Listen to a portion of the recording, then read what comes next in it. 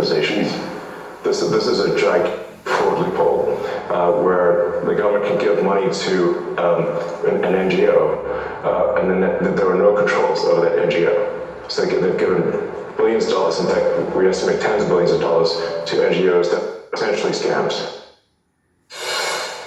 So what about that, Larry? I mean, is the big enough in each one of these places to equal what they're hoping? The 1 trillion, originally it was 2 trillion, but 1 trillion, let's say, in savings. Well, I gave him a chance at the revised number. He's staying with the 1 trillion number. I'm not sure he rules out anything bigger than that, or maybe even smaller than that. He makes a very good point about the NGOs, because really nobody knows what kinds of monies have been given to them and whether that had anything to do with congressional laws or mandates. But he wants to build out his team. I mean, I said, how many you got? He said, about 100. And I said, you're going to go larger? And he said, yeah, we want to go to 200. And I think he's kind of working out the kinks.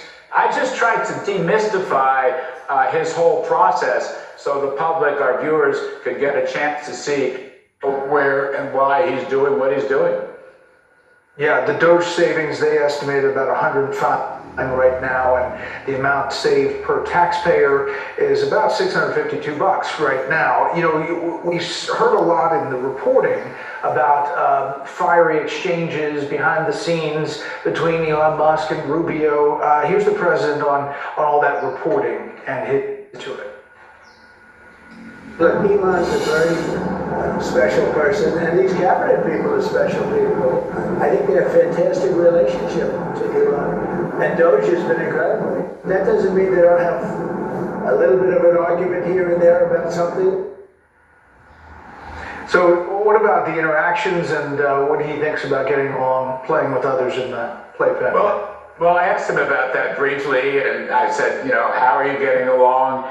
Howard Lutnick, yesterday, the Commerce Secretary, described the relationships as partners. And I asked him about that, and I think Elon kind of nodded his head. I think he agrees they are partners. But I think, you know, everyone's trying to drive a wedge between Elon and the president, or maybe between Elon and the rest of the cabinet. Brett, at this stage of the game, they're going to see driving any wedge. I think the president likes what Elon's doing. I think taxpayers like what Elon's doing. I've seen polls that show 70% approval for what those savings are going to look like. And by the way, we had Russ vote on the OMB director earlier. As you may know, they're going to translate these Doge savings through rescissions, which only require a majority vote in the House and Senate, and that's how they're going to take them out of the baseline, and it's going to appear in the Trump budget as well. That's interesting. Larry, really quickly, X was, I guess, a cyber attack on X, Elon Musk's property. Talk about that, where it's coming from. Yes, Elon was very clear. I asked him about that. I asked him if it was a foreign source. He was very clear. He said Ukraine. He said Ukraine, without any question. Wow. Well, that's interesting, too. Larry Kudlow, we appreciate your time. Thanks, Brett. Appreciate it.